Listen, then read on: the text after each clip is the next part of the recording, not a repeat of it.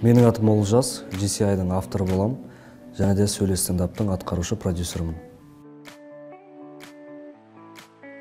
Сөйле стендап жаңа қозғалыс Астана қаласында құрылды.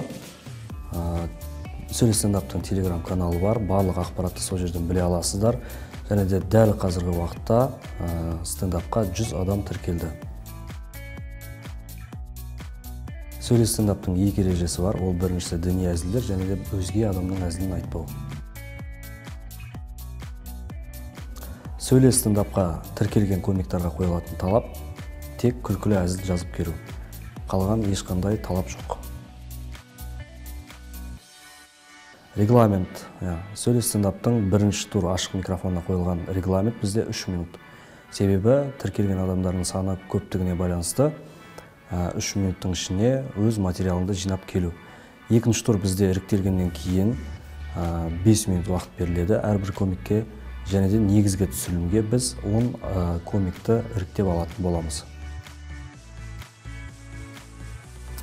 Дәл қазір сөйле стендапқа тіркелу онлайн түрінде өтіп жатыр. Сілтеме арқылы өтсеңіздер, сіздерде анкета шығады, соны толтырғаннан кейін 30 қаңтар күні нақты негізгі штабқа келгеннен кейін сіздер офлайн форматында екінші тіркеу жасайтын боласыздар.